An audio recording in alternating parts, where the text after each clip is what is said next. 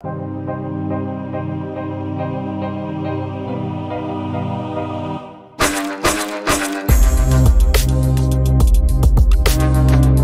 to Rob of the Night. I got your girl Katie over at my place watching the movie. If you want to see her, you'll have to go there. Link is in the description. But don't worry, Giallo fans, I got something for you here. Katie asked me to watch a Giallo film I had never seen before and then talk to you all about it. So I picked Autopsy from 1975. From what I could tell before I watched it, it seemed to have all of those elements that I really like in movies. Beautiful women, shocking violence, and lots of naked people. Let's see how well it fulfilled my wishes. We open with some sun activity. This isn't the kind of hot I was hoping for, but okay, let's go with it for now. And then we get a series of suicides.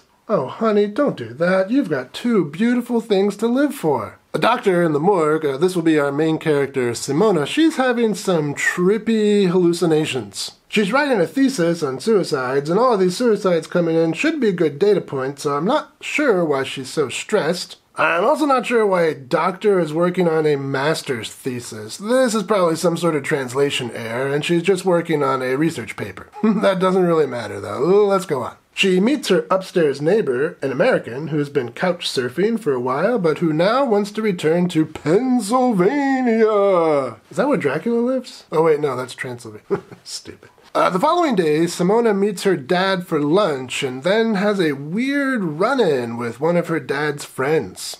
Have you seen Simona?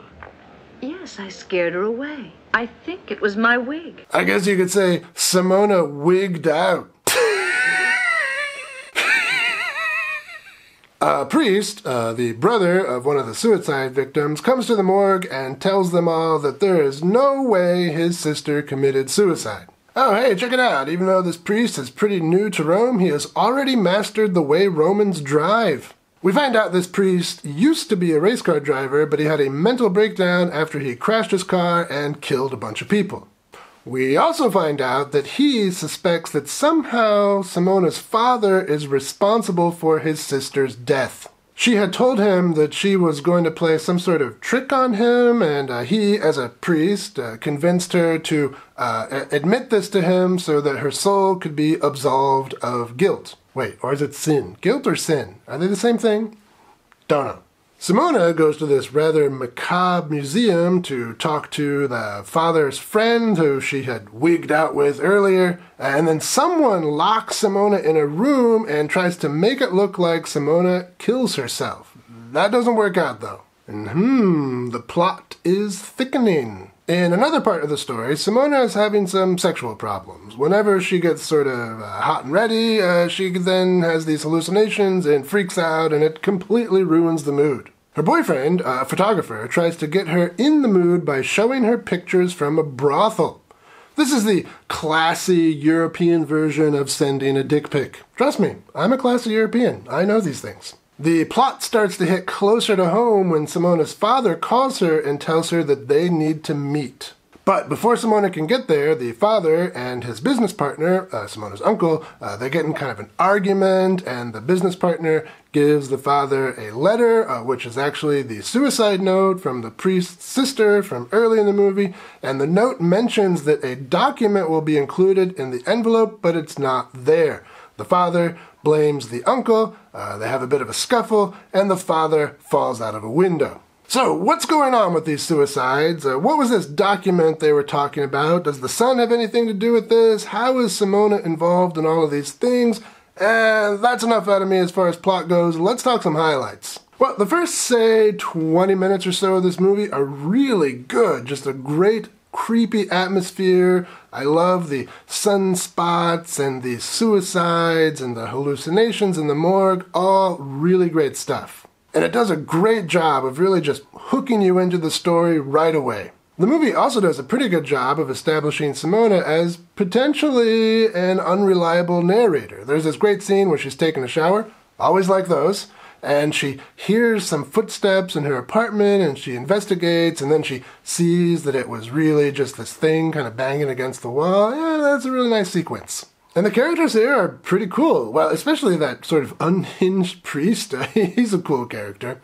I guess Simona overall is kind of boring, actually. But the priest is cool.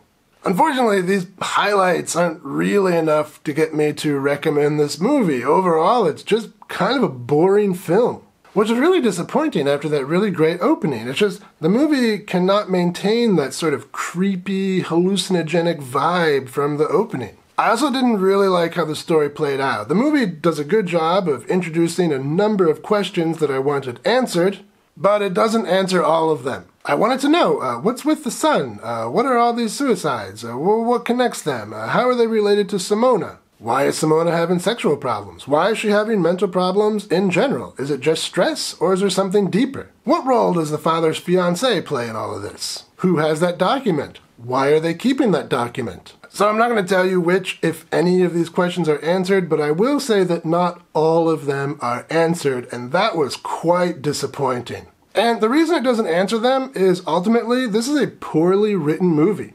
It's easy to write red herrings into a mystery. It's really rather difficult to write red herrings into a mystery and then explain how they are red herrings, but they're still important, just not in the way we expected. The writer of this movie was not good enough to do that. So we're left with quite a large number of unanswered questions and very little in the way of satisfaction at the end. So I guess we, the audience, are a little bit like Simona in the movie. We are initially excited by the images that we see on the screen, but then we learn that those images are not enough to bring us to a satisfactory end. So that's all I've got for you today. Be sure to go over to my place and visit with Katie, and while you're there, why not take a look around? Unlike this movie, I'm pretty good at satisfying audiences.